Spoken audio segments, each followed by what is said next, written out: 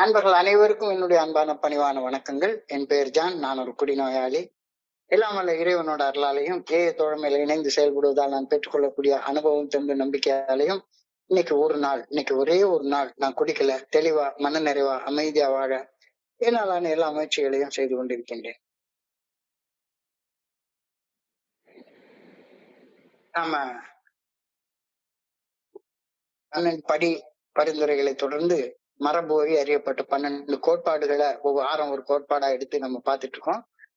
அதன் தொடர்ச்சியாக போன வாரம் நம்மளால பண்ண முடியல, என்னுடைய சொந்த வேலைகளால வெளியே போயிருந்தேன். இந்த வாரம் 5வது கோட்பாட்டை நம்ம பார்க்கிறோம். ஸோ ஒவ்வொரு கோட்பாட்டுக்கும் ஒரு நோக்கம் இருக்கு. அந்த நோக்கத்தின்படி பார்த்தா முதல் கோட்பாடு ஒற்றுமை.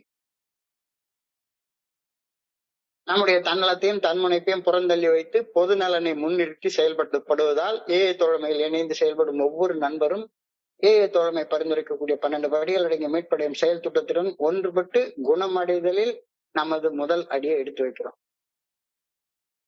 ஒற்றுமை. எதோட ஒற்றுமை? எல்லாருமா ஒன்னா சேர்ந்து 12 ஸ்டெப் ரெக்கவரி ப்ரோக்ராம் இருக்குமா பிடிச்சுக்கிறோம். அந்த ஒற்றுமை. 2வது கோட்பாடு தலைமை பண்பை பத்தி சொல்லியிருந்தது. மனசாட்சி மூலமாக வெளிப்படுத்தப்படும் இறையர் பேராற்றல் நல்ல ஒழுங்கான வழிகாட்டுதலுக்கு பணிந்து செயல்படுவதால் என்னுடைய வாழ்க்கைக்கு நானே தலைமையேற்று செயலாற்றக்கூடிய தலைமை பண்பு ஒவ்வொரு நண்பரும் தனக்குள் வளர்த்து கொள்ள வேண்டிய பொறுப்பை லீடர்ஷிப் குவாலிட்டி மேனேஜரியல் குவாலிட்டிஸை நம்ம வளர்த்து கொள்ளல, எல்லாருமே தலைமை பண்பை வளர்த்து கொள்றோம். இங்க இறைவனுடைய தலைமையின் கீழே எல்லாரும் சமமாக இயங்குறோம். 2வது கோட்பாடு. 3வது கோட்பாடு அந்த சமத்துவத்தை. யாரும் மெம்பர் எல்லாம் சேர்க்கறதெல்லாம் கிடையவே கிடையாது. நோயிலிருந்து மீட்படைய தனக்கு வழங்கப்பட்ட வாய்ப்பை அவதிப்படும் அனைத்து நண்பர்களுக்கும் வழங்கும் மனநிலையை உருவாக்கி கொள்வதால் மனித நேயத்துடன் அனைவரையும் சமமாக பாவிக்கக்கூடிய சமத்துவ பண்பை ஒரு நண்பர் 3வது கோட்பாட்டை வாழ்க்கையா வாழ்றதன் மூலமாக அடைந்து கொள்கின்றார். 3வது கோட்பாடு ஈக்குவாலிட்டி. யார் வேணாலும் மெம்பர்னு சொல்லிக்கலாம். நான் இன்னொருத்தரை கொண்டாந்து சேர்க்கறதெல்லாம் கிடையாது. நான் செய்தியை சொல்றேன், அவர் சேர்ந்துக்கிறாரு, அவ்வளவுதான். போன வாரம் பார்த்தது 4ஆம் கோட்பாடு அட்டானமி, தன்னாட்சி. எதற்கும் எவருக்கும் அடிமைப்பட்டு செயல்படாமல் எவரையும் பாதிக்காத வண்ணம் தன்னைத்தானே ஆண்டு கொள்ளும் தன்னாட்சி பண்பு. நாம முழுமையான சுதந்திரத்தோட செயல் அடிமையாக வாழாம இருக்கிறதுக்கு வழிவகுக்குது. அட்டானமி, அதை பத்தி போன வாரம் பார்த்தோம். இப்போ 5வது கோட்பாடு பர்பஸ். எதற்காக நாம தோழமையில இணைந்து செயல்படுகின்றோம்? செயல் நோக்கம். தோழமை செயல்படுவதற்கான ஒரே ஒரு செயல் நோக்கம் இந்த கோட்பாட்டில் கூறப்பட்டுள்ளது. என்ன செயல் நோக்கம்? கஷ்டப்பட்டுக்கிட்டு இருக்கிற, அவதிப்பட்டுக்கிட்டு இருக்கிற குடிநோயாளிகளுக்கு தோழமை நற்செய்தியை எடுத்து செல்லும் ஒரே ஒரு செயல் நோக்கத்தை தவிர வேற எந்த செயல் நோக்கமும் தோழமையின் குழுக்களுக்கு கிடையாது அப்படின்ற கருத்தை இந்த 5வது கோட்பாடு சொல்லுது. இந்த 5வது கோட்பாடு என்ன சொல்லுது அப்படின்னு சொல்லி பார்த்தா, each group has but one primary purpose, to carry its message to the alcoholic who still suffers. தோழமையில் இணைந்து செயல்படும் ஒவ்வொரு குழுவும் ஒரே ஒரு முதன்மையான அடிப்படை செயல் நோக்கத்தை மட்டுமே கொண்டு செயல்பட வேண்டும். இன்னமும் அவதிப்பட்டு கொண்டிருக்கும் குடிநோயாளிகளுக்கு குடிநோயின் நற்செய்தி எடுத்து செல்வது மட்டும்தான் அந்த ஒரே ஒரு செயல் நோக்கம். வேற ஒரு செயல் நோக்கமும் நமக்கு கிடையவே கிடையாது. கிளியரா சொல்லிட்டாங்க. இந்த 5வது கோட்பாட்டுடைய விரிவான வடிவத்தை பார்த்தோம்னா, ஒவ்வொரு தோழமையின் குழுவும் அவதிப்பட்டு கொண்டிருக்கும் மனிதர்களுக்கு தோழமையின் நற்செய்தி எடுத்து செல்லும் முதன்மையான ஒரே ஒரு அடிப்படை நோக்கத்தை கொண்டு மட்டுமே ஒரு ஆன்மீக குழுவாக மட்டுமே செயல்பட வேண்டும், செயல்பட்டாக வேண்டும். செயல்பட்டாக வேண்டும். இது ஆப்ஷன்லாம் கிடையாது. இதுதான் செயல்பட்டாகும். வேற no other. Each group has their own primary purpose அந்த ஒரு பர்பஸ் தவிர வேற பர்பஸே கிடையாது. ரொம்ப ஆழமாக யோசிச்சு பார்த்தோம்னா, குரூப்புக்கு ஒரு பர்பஸ் இருக்கு. இண்டிவிஜுவல் மெம்பராக நான் ஏஎஃப்என்எஸ்ஷிப்ல செயல்படுறப்ப எனக்கு பர்பஸ். இப்போ இந்த 5வது கோட்பாடு, மரபு வழி அறியப்பட்ட இந்த 5வது கோட்பாடு, நான் ஒரு குழுவுல இணைந்து செயலாற்றுறப்ப என்ன செயல் நோக்கத்தை வச்சிருக்கணும் அப்படின்றத சொல்றேன். நான் தனியாக இணைந்து செயல்படுறப்ப எனக்கான செயல் நோக்கம் வேற. குழுவோட இணைந்து செயல்படுற நேரத்துல எனக்கு ஒரு செயல் நோக்கத்தை தவிர வேற ஒண்ணுமே கிடையாது அப்படின்ற கருத்து ரொம்ப அழகாக சொல்லப்பட்டிருக்கிறது. என்னுடைய குருஜி அழகா கத்து தருவாரு. Having had a spiritual awakening as the result of these steps, we try to carry this message. அதாவது 12 step work அப்படின்றது என்னன்னா, இந்த வழிமுறைகளை பின்பற்றியதன் பலனாக நான் அனுபவித்த ஆன்மீக விழிப்புணர்வு குறித்த செய்தி. திஸ் மெசேஜ், நான் எனக்குள்ளார தனியாக அனுபவிச்ச அந்த செய்திய அவங்க எடுத்துட்டு போறது 12வது படி செயல்பாடு. ஆனா இங்க ரொம்ப அழகா சொல்லியிருக்காங்க. Each group has but one primary purpose to carry its message. Its மெசேஜ்னா ஏயோடைய மெசேஜ், குரூப் மெசேஜ். இந்த ரெண்டுக்கும் இடையில பெரிய வித்தியாசம் இருக்கு. நான் தனியாக செயல்படுறப்ப எனக்கு பர்பஸ் வேற, நான் குழுவோட இணைந்து செயல்படுறப்ப என்னுடைய பர்பஸ் வேற. இணைந்து செயல்படுறப்ப என்னுடைய ஆன்மீக விழிப்புணர்வை நோக்கி முன்னேறி அந்த ஆன்மீக விழிப்புணர்வு குறித்த செய்திய அணியாக ஒரு மனுஷனுக்கு எடுத்து சொல்றேன். ஸோ 12 ஸ்டெப் ஒர்க்கை ஈச் ஒன் ரீச் ஒன் தனித்தனியாக செய்யுது. ஸ்பான்சர் பண்றப்ப ஒரு ஸ்பான்சரும் ஸ்பான்சியும் தனியாக சந்திச்சு கொள்றாங்க. ஆனா செய்தி எடுத்துட்டு போறப்ப ஒரு மரபு வழியாக நம்ம ஒரு பழக்கத்தை கடைபிடிக்கிறோம். எல்லாரும் கடைபிடிப்பீங்கன்னு நினைக்கிறேன். ஒரு தனியாக ஒரு மெம்பரை போய் பார்க்காத, 2 பேராக போங்க. செய்தி எடுத்துட்டு போறப்ப அது குழுவுடைய வேலை, ஒரு குழுவாக செய்ய வேண்டிய வேலை. ஏன்னு ஒண்ணு இருக்கு, இந்த மீட்டிங் இங்க நடக்குது அங்க நடக்குது இப்படின்னு சொல்ற நேரத்துல அதை எப்பவுமே ஒரு குழுவாக செய்ய. ஆனா ஒரு மனுஷனை ஸ்பான்சர் பண்ற அந்த 12வது படிநிலை செயல்பாட்டை செய்யற நேரத்துல தனியாக செய். என்னுடைய புறத்துல ஒரு சமுதாயத்துல ஒரு குழுவாக இணைந்து செயல்படுறப்ப நான் மனசுல வச்சிருக்க வேண்டிய செயல் நோக்கத்திற்கும், தனியாக ஒரு ஆன்மீக வாழ்றப்ப என் மனசுல வச்சிருக்க வேண்டிய செயல் நோக்கத்துக்கும் இடையில உள்ள வித்தியாசத்தை அழகா சொல்றாங்க. சோ தோழமையின் ஒவ்வொரு குழுவிற்கும் ஒரே ஒரு முதன்மையான அடிப்படை நோக்கம் மட்டுமே உண்டு. இன்னமும் அவதிப்பட்டு கொண்டிருக்கும் குடிநோயாளிகளுக்கு தோழமை நற்செய்தியை எடுத்து செல்வது மட்டுமே அந்த ஒரே ஒரு செயல் நோக்கம்.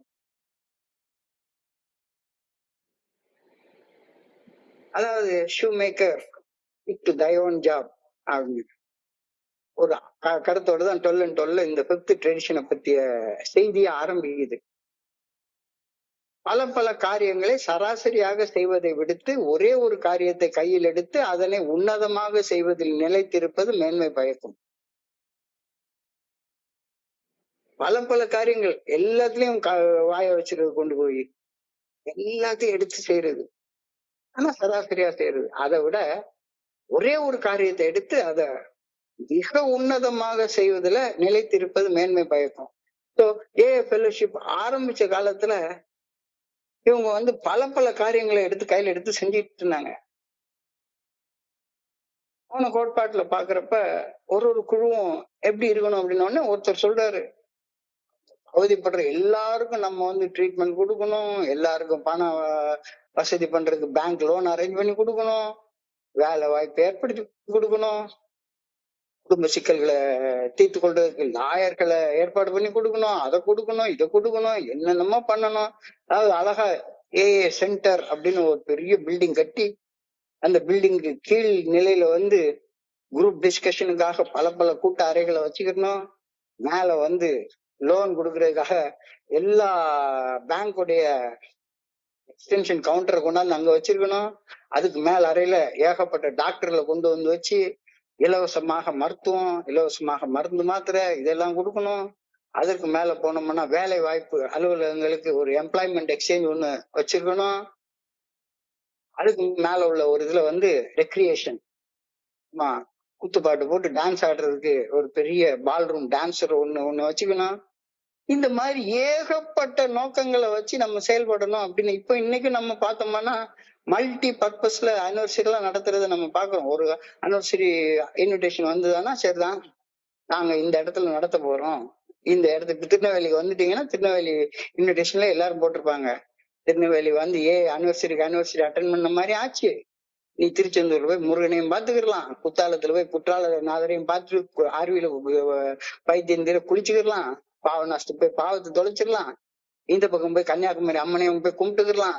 வாங்க எங்க இடத்துக்கு, லாட்ஜ் போட்டு தர்றோம், சீட்டு விளையாடுறதுனால விளையாடிக்கிடலாம், பக்கத்துல கடன் வாங்குறதுக்கு வட்டி கடன் வாங்குறதுக்கு வேணாலும் ஏற்பாடு பண்ணி தர்றோம் இப்படின்னு சொல்றதா? ஒரே ஒரு செயல் நோக்கம்.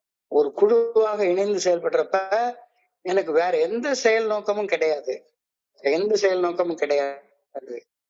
பல பல காரியங்களை சராசரியாக செய்வதை விடுத்து ஒரே ஒரு காரியத்தை கையில் எடுத்து அதனை உன்னதமாக செய்வதில் நிலைத்திருப்பது மேன்மை பயக்கும். இதுவே 5வது கோட்பாட்டின் மைய கருத்து ஆகும். இத 12 and 12 புக்ல எழுதுறப்ப ஒரு டாக்டர்கள் ஒரு டீமாக சேர்ந்து ஒரு உயிர்கொல்லி நோய்க்கு, உதாரணத்துக்கு கேன்சர்ன்ற ஒரு நோய்க்கு மருந்து கண்டுபிடிக்கிற ஆராய்ச்சியில ஈடுபடுறாங்கன்னு வச்சுக்கொள்வோம். நிறைய பெரிய பெரிய படிச்ச மருத்துவர்கள் எல்லாம் சேர்ந்து ஒன்னா சேர்ந்து ஒரு டீமாக உட்கார்ந்து பல பல எக்ஸ்பெரிமெண்ட் பண்ணி ஆராய்ச்சியில ஈடுபடுறாங்க. அந்த ஆராய்ச்சியில வெற்றி காணும் வரை ஒவ்வொருத்தரும் அவங்கவுங்க இவர் செஞ்சது சரியா இவர் செஞ்சது சரியா அப்படின்னு அவங்க ஒவ்வொருத்தரை பத்தி குத்தம் சொல்லிக்கிறது, குறை சொல்லிக்கிறது, நீ செய்யற சரியில்லை நான் செய்யற சரியில்லை அப்படின்னு குத்தம் சொல்லிக்கிறது, குறை சொல்லிக்கிறது சகஜமா நடக்கிறது தான். ஆனா எல்லாருமா சேர்ந்து ஒரு மருந்தை கண்டுபிடிச்சிட்டாங்க, எல்லாருமா சேர்ந்து மருந்தை கண்டுபிடிச்சிட்டாங்க. கண்டுபிடிச்சதுக்கு அப்புறமாக அத எல்லா இடத்துலயும் டெஸ்ட் பண்ணி பார்த்து அது வேலை செய்யுதுன்னு கண்டுபிடிச்சிட்டாங்க. கண்டுபிடிச்சதுக்கு அப்புறமாக தங்களுடைய தனிப்பட்ட இலக்குகள் அனைத்தையும் ஓரங்கட்டி விட்டுவிட்டு அந்த உயிர்கொல்லி நோய்க்கு சிகிச்சை அளிப்பதில் மட்டுமே தங்களுடைய முழு கவனத்தையும் செலுத்துவார்கள் அல்லவா? அதுக்கப்புறமா இண்டிவிஜுவல் எஃபர்ட்டே கிடையாது. மருந்து கண்டுபிடிச்சாச்சு, அது எஃபெக்டிவா ஒர்க் பண்ணுது அப்படின்றது எக்ஸ்பெரிமெண்ட் மூலமா ப்ரூவ் பண்ணியாச்சு. ப்ரூவ் பண்ணதுக்கு அப்புறமா டாக்டர் கிட்ட போனா என்ன செய்ய வேண்டியது, அந்த மருந்து பிரிஸ்கிரைப் பண்ணி கொடுக்கறது தானே டாக்டருடைய வேலை. கண்டுபிடிச்சாச்சு, எல்லாருமா சேர்ந்து அந்த ஒரு மருந்தை தான் பிரிஸ்கிரைப் பண்ணி கொடுப்பாங்க. இதுதான் மருத்துவத்துறையுடைய வளர்ச்சியில நம்ம பாக்குறது. அதே மாதிரி குடிநோய் என்ற உயிர்கொல்லி நோயிலிருந்து குணமடையும் ஒரு செயல் திட்டத்தை நாம கண்டுபிடிச்சிட்டோம். அது வரைக்கும் 1008 சண்டை போட்டுட்டு இருந்தோம், வச்சுக்கிட்டு இருந்தோம், ஏகப்பட்ட பிரச்சனை இருந்தது. அதாவது 1935 இருந்து 1940 வரைக்கும் வெறுமனே 100 பேர் தான் வந்து சேர்ந்தாங்க. அந்த 100 பேர்ல கூட பாத்தீங்கன்னா நியர் அபவுட் 70% பேர் less than a year sober தான். The big book written by first 100 alcoholic அப்படின்னு சொல்றது முதல் 100 குடிநோயாளிகளாக எழுதப்பட்ட புத்தகம், அவங்க அனுபவத்தை உள்ளடக்கிய புத்தகம் சொல்லக்கூடிய அந்த புத்தகத்துல பார்த்தோம்னா முதல் குடிநோயாளிகள் ரொம்ப maximum doctor Papum bill W அவர்கள் மட்டும்தான் 4.5 வருஷம் சோபர் ஆயிருந்த நேரம் அது. மிச்சம் எல்லாரும் உள்ளே வெளியே விளையாட்டு விளையாடிட்டு இருந்தவங்க தான். மருந்து கண்டுபிடிக்கிற வரைக்கும் ஒருத்தருக்கு ஒருத்தர் சண்டை போட்டுக்கிட்டே கிடந்தாங்க. குடிநோய் என்ற உயிர்கொல்லி நோயிலிருந்து குணமடையும் ஒரு செயல் திட்டத்தை கண்டு கொண்ட ஏஏ தோழமையின் நண்பர்கள் ஆகிய நாங்கள் உயிர்கொல்லி நோய்க்கு மருந்து கண்டுபிடிக்கும் மருத்துவரை போன்றவர்கள் தான். இது 12 and 12 எழுதியிருக்கிற வார்த்தை. நாங்களும் ஏஏ தோழமையில் இணைந்து செயல்படும் போது எங்களுடைய தனிப்பட்ட இலக்குகள் நிறைய வச்சிருந்தோம், இன்னமும் இருக்கு. ஆனா ஆஸ் அ ஃபெலோஷிப் ஒரு குரூப்ல வந்து இணைந்த உடனேயே எங்களுடைய தனிப்பட்ட இலக்குகள் அனைத்தையும் புறந்தள்ளி வைத்து விட்டு குடிநோய்க்கு மீட்படைவதற்கான செய்தி ஒன்றை மட்டுமே கஷ்டப்படுவதற்கு எடுத்து செல்லும் ஒரே ஒரு செயல் நோக்கத்துடன் மட்டுமே செயல்பட ஆரம்பிக்கின்றோம். இங்க வந்து வேற எதுவுமே கிடையாது. ஐ am responsible for what? Responsibility statement ரொம்ப அழகா எழுதி கொடுத்துருக்காங்க. ஐ am responsible for what? I am responsible for carrying the message. வேற எதுக்குமே நான் ரெஸ்பான்சிபிலிட்டி கிடையாது. I am responsible for carrying the message. So, clear சொல்லுது. I am responsible. When anyone anywhere reaches out for help, I want the hand of AA always to be there, and for that I am responsible. எங்கேயாவது எப்போதாவது யாராவது உதவி வேண்டி கரங்களை நீட்டினால் அங்க AA தோழம்பி உதவிக்கரம் இருக்க வேண்டும் என்பது என்னுடைய ஆவா. அதற்கு நான் பொறுப்பாளி. Clear cut responsibility statement. ஆனா நான் என்ன நினைக்கிறேன், எப்போதாவது எங்காவது யாராவது உதவிக்கரம் நீட்டினால் அங்கே இந்த ஜான் பிரிட்டோடைய உதவிக்கரம் இருக்க வேண்டும், அதற்கு ஏஏ தோழமை பொறுப்பேற்க வேண்டும் அப்படின்னு நான் செயல்பட்டுட்டு உட்கார்ந்துருக்கேன். அப்படியே உள்டாவா செயல்பட்டுட்டு உட்கார்ந்துருக்கேன். அப்படியே உள்டாவா செயல்பட்டுட்டு உட்கார்ந்து ஏஐடைய உதவிக்கரங்கள்ன்றது என்னது? What are the hands of AA? I want the AA hand to be there அப்படின்னு சொல்றோம். What are the hands of AA? ஏஐடைய கரங்கள்னா என்ன? தனி மனிதனுடைய கரங்களா? இல்ல.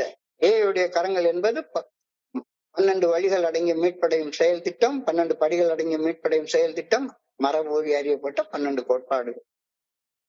இந்த ரெண்டும் அந்த கஷ்டப்படுற மனுஷனை போய் சேரணும். அந்த ரெண்டும் போய் சேர்றதுக்கு நான் பொறுப்பெடுக்கணும். அதுதான் ஏஏ தோழமையில இணைந்து செயல்படுறப்ப என்னுடைய ஒரே ஒரு செயல் நோக்கம்.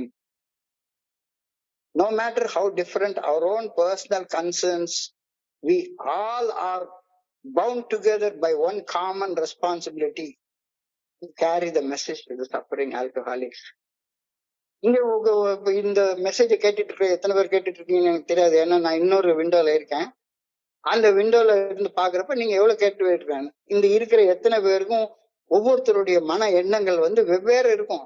எல்லாரும் ஒரே மாதிரி சிந்திக்கவே முடியாது. No matter how different our own personal concerns are, we are all bound together by one common responsibility. நம்ம எல்லாருக்கும் ஒரே ஒரு ரெஸ்பான்சிபிலிட்டி தான் இருக்கு. என்ன responsibility? To carry the message to suffering alcoholic. அப்ப கேரி த மெசேஜ்னா என்ன? அந்த மருத்துவர்கள் கண்டுபிடிச்ச மருந்தை கொண்டு போய் சேர்க்கிறது. ஏஐ கண்டுபிடிச்ச மருந்தை கொண்டு போய் சேர்க்கிறது. ஏஐ கண்டுபிடிச்ச மருந்து என்னது? 12 படிகள் அடங்கிய மீட்படையும் செயல் திட்டம், மரபு வழி அறியப்பட்ட 12 கோட்பாடுகள். இது ரெண்டையும் சேர்க்கறது தவிர வேற நோக்கமே கிடையாது. ஒவ்வொரு புதிய நண்பரும் இந்த எப்படி குடிநோயிலிருந்து குணமடையணும் அப்படின்ற வழியை தெரிஞ்சுக்கிறதுக்கு நாம பொறுப்பெடுக்கணும். வழி இருக்கு. Every newcomer learns that business of staying sober must have top priority. ஒவ்வொருத்தருக்கும் அது தெரிய வரணும். இதை செய்யலைன்னா நாம ஏஐல தோத்து போயிட்டோம்னு அர்த்தமாயிடும். The fifth tradition tells us that group should remember that we have only one purpose. வேற பர்பஸே கிடையாதுங்க.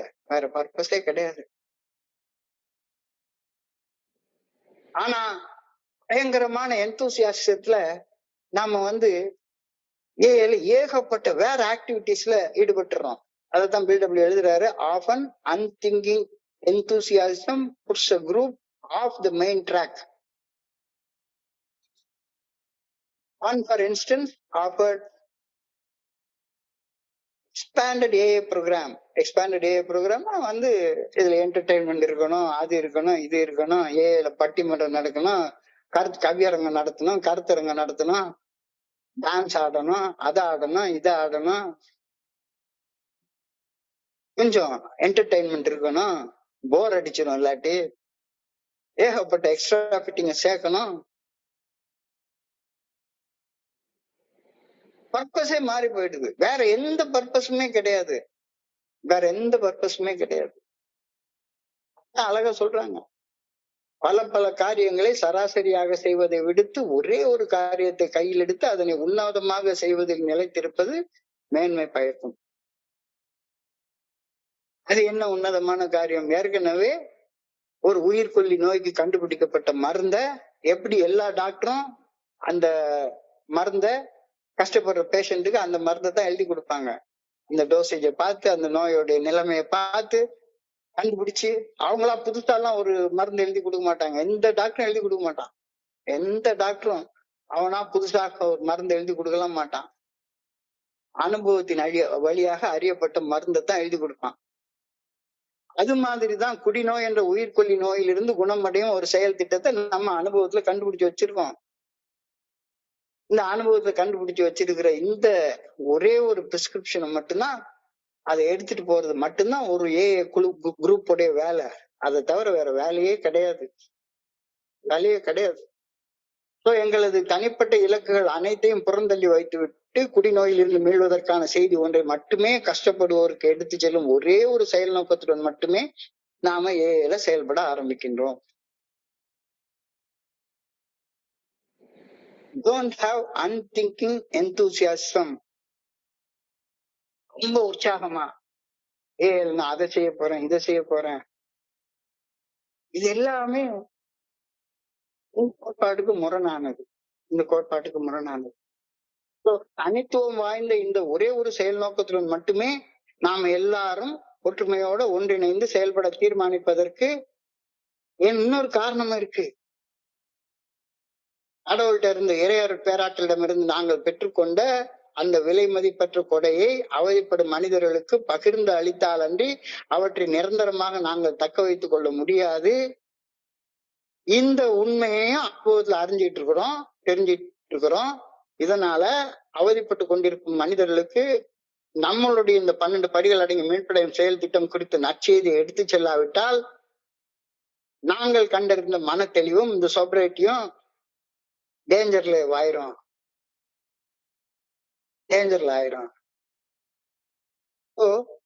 இண்டிவிஜுவலா நான் ஒரு ஸ்டெப்பை ஃபாலோ பண்ணி எனக்கு ஒரு இலக்கு அடைகிறேன். இந்த இலக்கு அடைஞ்சதுக்கு அப்புறமாக ஆன்மீக விழிப்புணர்வு இலக்கு, அதை முன்ன பின்ன எந்த நிலையிலயோ ஒவ்வொரு நண்பரும் அதை ஒரு வகையில அடைஞ்சிருப்பாங்க. எல்லாருமே ஒரே மாதிரி அடைஞ்சிருப்பாங்கன்னு சொல்லவே முடியாது.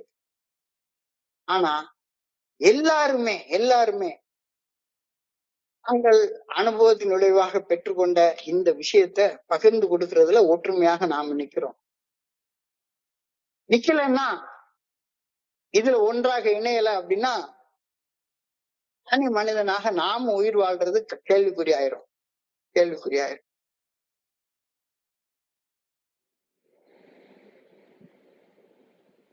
நிறைய நேரங்கள்ல இது மாதிரி விஷயங்கள் சாதாரண பாக்குறோம். நான் என்னுடைய இந்த 29 வருட காலம் முடிச்சிருக்கேன் இந்த இடத்துல நண்பர்கள் அவங்களுடைய பிரச்சனையை சொன்னாங்க அப்படின்னு சொன்னா, பொதுவாக அவங்களுடைய பிரச்சனை என்னவாக இருக்கிறது அப்படின்னு சொல்லி பார்த்தா,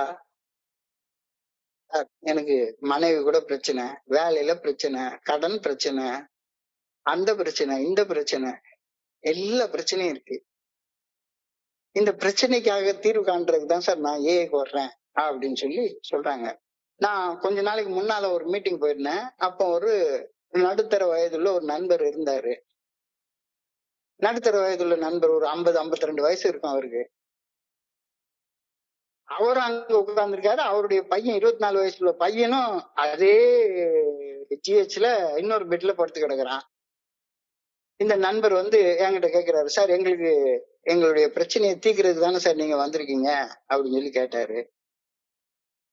ஆமா, உங்க பிரச்சனைக்கு தீர்வு சொல்றதுக்காக தான் நாங்க வந்திருக்கோம் அப்படின்னு சொல்லி நான் பதில் சொல்றேன். என் பிரச்சனை என்னன்னு தெரியுமா அப்படின்னு சொல்லி கேட்டாரு அவரு. உடனே நான் பதில் சொன்னேன், எனக்கு தெரிஞ்ச அளவுல இங்க சேர்ந்திருக்கீங்க அப்படின்னா குடிநோய் பிரச்சனை தான் உங்க பிரச்சனை அப்படின்னு சொல்லி சொன்னேன். சார், நீங்க பிரச்சனையே தப்பா புரிஞ்சிட்டீங்க சார். நான் என்ன தப்பா புரிஞ்சுட்டேன் அப்படின்னு சொல்லி கேட்டேன். சார், எனக்கு வேலை இல்லை சார், எனக்கு பணம் இல்லை சார், எனக்கு என் பொண்டாட்டியோட பிரச்சனை, அடிக்கடி சண்டை வருது சார், எனக்கு சாப்பிடுறது கூட சரியாக பணம் கிடைக்க மாட்டேங்குது, வீட்டுக்கு இருக்கிறதுக்கு சொந்தமாக ஒரு வீடு இல்லை, இதுதான் சார் என் பிரச்சனை. இந்த பிரச்சனையை நீங்க தீர்த்து வச்சுட்டீங்கன்னா குடி பிரச்சனையை நான் தீர்த்துப்பேன் அப்படின்றாரு. அதாவது அவர் பிரச்சனை அவருக்கு வேலை இல்லை, அவருக்கு பணம் இல்லை, அவருக்கு கடன் இருக்கு, பொண்டாட்டி கூட டைவர்ஸ் ஆகுற அளவுக்கு சண்டை இருக்கு, அது இருக்கு, இது இருக்கு, இதுதான் என் பிரச்சனை. இந்த பிரச்சனையை தீர்த்து வச்சுட்டீங்கன்னா குடி பிரச்சனையை நான் தீர்த்துட்டு போறேன், குடி பிரச்சனையை தீர்க்கறதுக்கு நீங்க எதுக்கு சார் அப்படின்னு சொல்லி கேட்டாரு. எனக்கு விழுந்து விழுந்து சிரிக்கணும் போலன்னு தோணுது. அதுக்கு மேல என்ன சொல்றதுன்னு தோணவே இல்லை. அப்ப நான் என்ன பண்றேன், அவருடைய பிரச்சனையை தீர்க்கிறதுக்கு நான் ஒரு முடிவு பண்ண ஆரம்பிக்கிறேன். ஒரு நண்பர் நேத்துக்கு என்கிட்ட கேட்டாரு. நேத்துக்கு என்கிட்ட கேட்டாரு. நான் ஒரு நாடு ரோட்ல நின்னுட்டு இருக்கேன் சார். எனக்கு ஒரு ஆஸ்பத்திரியில இருந்து டிஸ்சார்ஜ் பண்ணி விட்டுட்டாங்க. அங்க எனக்கு பயங்கர மாத்திரையை கொடுத்திருக்கிறாங்க. எனக்கு வயிறெல்லாம் பயங்கரமா பசிக்குது. சாப்பிடுறதுக்கு ஒண்ணுமே இல்ல. சாப்பிடுறதுக்கு ஒண்ணுமே இல்ல. வேலையும் இல்ல. என் பிரச்சனைக்கு பசிக்கு ஏதாச்சும் கொஞ்சம் சாப்பாடு போடுங்க சார் அப்படின்னு சொல்லி கேட்டாரு. நான் உங்ககிட்ட 5000 10,000 எல்லாம் கேட்கல. இப்ப சாப்பிடுறதுக்கு காசு வேணும் அப்படின்னு சொல்லி கேட்கிறாரு. அவர் எங்க ஊர்ல இருந்து ஒரு 70 கிலோமீட்டர் தூரம் இருக்கக்கூடிய ஊர்ல இருந்து பேசுறாரு. இங்க இவ்வளவு வேகாத வெயில்ல ஒரு ஹோட்டலுக்கு முன்னால் நான் நின்னுட்டு இருக்கேன். எனக்கு ஒரு 200 ரூபாய்க்கு சோறு போடுங்க. உங்க வீட்டுல நீ யாரெல்லாம் இருக்கீங்க அப்படின்னு சொல்லி கேட்டேன். நானும் எங்க அம்மாவும் மட்டும்தான். 3 அண்ணங்க இருக்காங்க. 3 அண்ணங்களும் அவங்கவுங்க வேலையை பார்த்துட்டு இருக்காங்க. நானும் எங்க அம்மாவும் மட்டும்தான் இருக்கோம். உங்க அம்மா சாப்பிட்டாங்களான்னு கேட்டேன். உங்க அம்மா சாப்பிடல. சரி, ஒரு நாளைக்கு சாப்பிடுறதுக்கு 200 ரூபாய் ஆகுதுன்னே வச்சுப்போம். 2 நாள் வாங்குறதுக்கு அரிசி பருப்பு இதுக்கு ஒரு 400 ரூபாய் பணத்தை நான் உனக்கு இப்ப ஜிபேல போட்டு விடுறேன். உங்க வீட்டுக்கு போய் உங்க அம்மாவுக்கு சோறு வாங்கி கொடுத்து சாப்பாடு பொங்கி சாப்பிடு. இல்ல ஒரு நாளைக்கு ஒரு மீல்ஸ் வாங்கிட்டு போய் 2 பேரும் வாங்கி சாப்பிடுங்க. 2 நாள் 2 வேலைக்கு நான் சாப்பிடுறதுக்கு 200 400 ரூபாய் போட்டு விடுறேன் அப்படின்னு சொல்லி சொன்னேன். உடனே சார், எனக்கு மனித ரூபத்துல நீங்க தெய்வமா காட்சி அளிக்கிறீங்க சார், தெய்வமா காட்சி அளிக்கிறீங்க சார் அப்படின்னு சொல்லி என்கிட்ட சொன்னாரு. சரி, ஒரு மனுஷன் சாப்பிட்டான் அப்படின்னு சொல்லி திருப்தியோட நானும் இருந்துட்டு இருக்கேன். அடுத்த நாள் மறுபடியும் போனேன். சார், ரொம்ப ரொம்ப நன்றி சார், உங்க காலில் விழுந்துருவேன் சார், அதான் சார் இதான் சார் அப்படியா இப்படியான்னு சொன்னாரு. உடனே எனக்கும் சாதாரண சராசரி மனுஷனாக மண்டைக்குள்ளார கொஞ்சோண்டு கர்வம் ஏறி போச்சு. கடைசியா கேட்டாரு. சார், நேத்துக்கு 400 ரூபாய் கொடுத்தீங்க, இப்போ 100 ரூபாய் கொடுத்தீங்கன்னா ரவுண்டா 500 ரூபாயா 2 வாரம் கழிச்சு நான் திருப்பி கொடுத்துருவேன் சார்னாரு. நான் உடனே என்ன பண்றேன், அடுத்தவன் நம்மளுக்கு தெய்வமா காட்சி தர்றாரு, நம்ம காலில் விழுறேன்னு சொல்றாரு, அப்படி பண்றாரு இப்படி பண்றாரு அப்படின்னு சொல்லி சொன்னேன்னா உடனே எனக்கு மனசுக்குள்ளார ஒரு எண்ணம் வந்துருது. ஆனா நான் மறுபடியும் 100 ரூபாய் கொடுத்தேன்னா நல்லா தெரியுது நேத்து கொடுத்த ஒரு இது. அப்போ என்னுடைய குருஜி எனக்கு சொல்லுவாரு, யாராச்சும் ஒருத்தவங்க பசிக்குதுன்னு சொன்னாங்கன்னா சாப்பாடு வாங்கி கொடு, ஒன்னும் பிரச்சனை கிடையாது. இப்ப அவன் உன்கிட்ட போய் சொல்றான்னா அது அவனுடைய பிரச்சனை. அவனை நீ சந்தேகப்பட்டனா அந்த அவன் சொல்ற பொய்ய நீ ஏத்துக்கிற மாதிரி ஆயிப்படுது. சந்தேகம்ன்ற பிரச்சனை உனக்கு வந்துருது. உன் வேலையை நீ செய். ஆனா ஒரு தப்பு ஒரு தடவை மட்டும் செய். செஞ்ச தப்ப 2வது தடவை செய்யாத. அப்ப நான் அவர்கிட்ட சொல்லிட்டேன், இந்த பாருங்க, உலகத்துல இருக்கக்கூடிய பசி பட்டினி இல்ல இல்லைன்னு பசி பிணிங்கிறது ஒரு பெரிய நோய் தான், இல்லைன்னு மறுக்கவே இல்லை. பெரிய நோய் பசிங்கிறது. இதை தீக்கிட்டு வைக்கிறதுக்கு நான் ஆள் இல்லை. வேலை வாங்கி கொடுக்கறது நிச்சயமாக யாருக்காச்சும் வேலை வாங்கி கொடுக்க முடியும். ஒரு தடவை ஒரு நண்பருக்கு அதே மாதிரிதான், ஒரு கன்ஸ்ட்ரக்ஷன் சைட்ல சும்மா ஒரு ஸ்டோர் கீப்பர் மாதிரி ஒரு வேலையை வாங்கி கொடுத்தேன். ஒரு நண்பர் அவரு என்னைய நம்பி அந்த வேலைய இந்த ஆளுக்கு கொடுத்துட்டாரு. ஒரு வாரம் ஒழுங்கா வேலை பார்த்துட்டு இருந்தாரு. ஒரு வாரம் கழிச்ச உடனே ஒரு 50 மூட்டை சிமெண்ட் வருது. 50 மூட்டை சிமெண்ட 10 மூட்டை இந்த சைட்ல இறக்கிட்டு இன்னொரு 10 மூட்டைய கடையில போட்டு காசு வாங்கி வித்து அவர் பாட்டுக்கு தண்ணி அடிச்சுட்டு வந்து படுத்து படுத்து கிடக்குறாரு. சார், நேற்றுக்கு ஒரு வேலைக்கு ஒரு ஆள் அனுப்பிச்சு வச்சிருந்தீங்க, அந்த ஆள் இப்படி பண்றாரு, என்ன சார் பண்ணலாம் அப்படின்னு. உடனே நான் கேட்டேன், சாதாரணமா உங்க ஸ்டோர்ல இருந்து ஒரு 10 மூட்டை சிமெண்ட் எடுத்து வித்துட்டான்னா அவன் என்ன பண்ணுவீங்க அப்படின்னு சொல்லி கேட்டேன். போலீஸ்ல கம்ப்ளைண்ட் பண்ணுவேன் சார். பண்ணுங்க போய், பண்ணுங்க போய். அப்ப ஏஏ தோழமையில எல்லாருக்கும் நாம சட்ட உதவி கொடுக்கறதும், மருத்துவ உதவி கொடுக்கறதும், கல்வி உதவி கொடுக்கறதும், பொருளாதார உதவி கொடுக்கறதும் அதெல்லாம் நம்ம வேலையே கிடையவே கிடையவே கிடையாது. நம்முடைய ஒரே வேலை, ஐ am responsible for only one thing. என்னது? When anyone anywhere reaches out for help, I want the hand of AA always to be there, and for that I am responsible. எங்கேயாவது எப்போதாவது யாராவது உதவிக்கரம் வேண்டி கரங்களை நீட்டினால் அங்க ஏஏ தோழமைன்னு ஒண்ணு இருக்கு. அந்த ஏஏ தோழமையில 12 படிகள் அடங்கிய மீட்படையும் செயல் திட்டம்னு ஒண்ணு இருக்கு. மரபு வழி அறியப்பட்ட 12 கோட்பாடுகள் இருக்கு. அதுதான் ஏஏ தோழமையுடைய 2 கரங்கள். அந்த 2 கரங்களை நீ பிடிச்சு கொள்றது, அந்த 2 கரங்களையும் வாழ்க்கையாக வாழ்ந்த என்னுடைய அனுபவத்தை பகிர்ந்து கொள்றது நமது பொது தொடர்பு கொள்கை எடுத்துக்காட்டு மூலம் இருக்க வேண்டுமே தவிர அதுகளை பத்தி வளன்னு வாய்க்கிலேயே பேசுறது பத்தி கிடையவே கிடையாது. அழகாக சொல்லிட்டாங்க, அழகாக சொல்லிட்டாங்க. தனித்துவம் வாய்ந்த இந்த ஒரே செயல் நோக்கத்துடன் மட்டுமே நாம எல்லாரும் ஒற்றுமையாக ஒன்றிணைந்து செயல்பட தீர்மானிப்பது. எதுக்காக? எனக்கு இலவசமா கிடைச்சத இலவசமா பகிர்ந்து கொள்ளலன்னா என்கிட்ட இருந்து எடுக்கப்பட்டு விடும். அதற்காக நான் இங்க வந்து பண்ணிட்டு இருக்கிறேன். இந்த கோட்பாடை பத்தி நிறைய நேரங்கள்ல நான் பகிர்ந்து கொண்டாச்சுது. திரும்பவும் கேக்குறாங்க என் நண்பர்கள், எனக்காக கேக்குறீங்க, எத்தனை பேர் கேட்டுட்டு இருக்கீங்கன்னு எனக்கு தெரியாது, கேளுங்க. ஆனா நோக்கம் வந்து உங்களுக்கு பாடம் எடுக்கிறது கிடையாது. மறுபடியும் இந்த கோட்பாட்டுல நான் கொஞ்சம் ஆழமாக கால் ஒன்றுக்கிறது.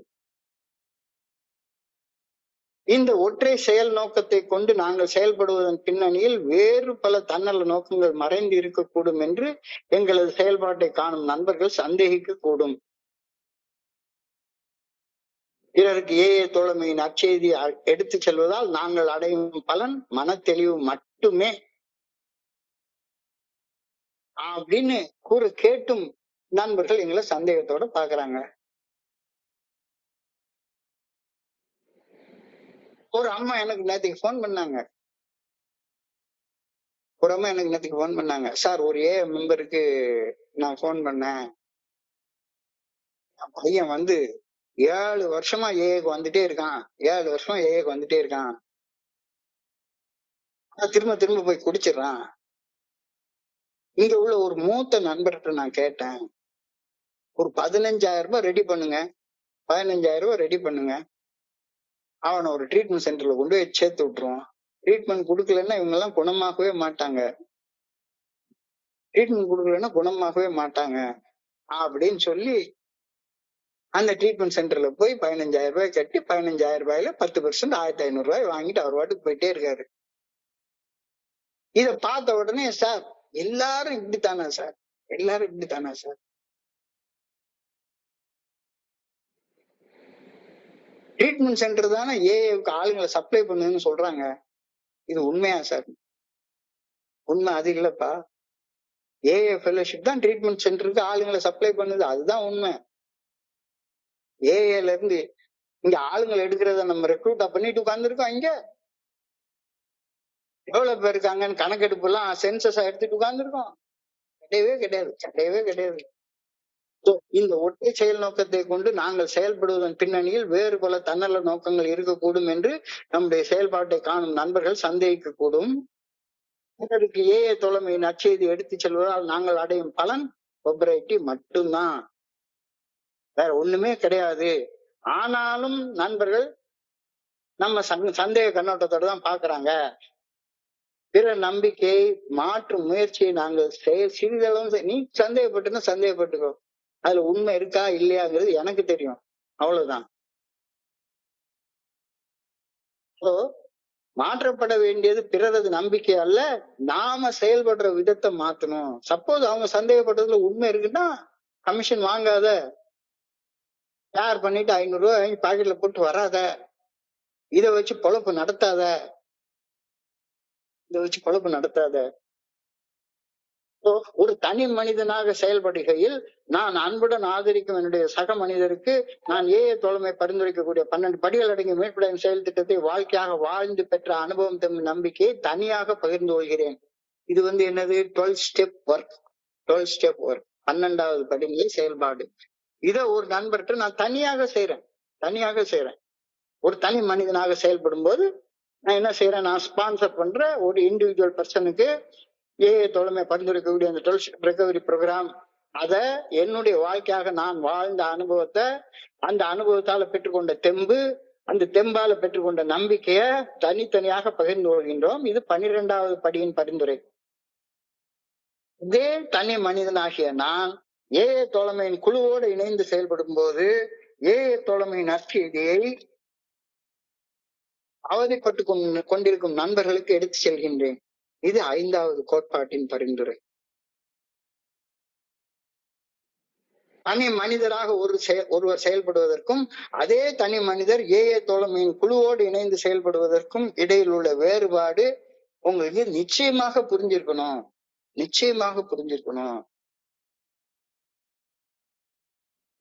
நீ ஒரு தனி மனிதனாக என்ன வேணாலும் செய்யு, பணம் கொடு, வேலை வாங்கி கொடு, கொண்டாட்டி பிரச்சனையை தீர்த்து வை, என்ன வேணா தனி மனுஷனாக பண்ணு. ஆனா இதையெல்லாம் ஏஏ குழுவாக சேர்ந்து பண்ணாத. ஏஏ குழுவாக சேர்ந்து அதை பண்ணவே பண்ணாத. ஒரு தனி மனிதனாக நான் செயல்படுவதற்கும் ஏஏ குழுவுல ஒரு உறுப்பினராக செயல்படுவதற்கும் உள்ள வித்தியாசம் எனக்கு தெளிவாக தெரியுது.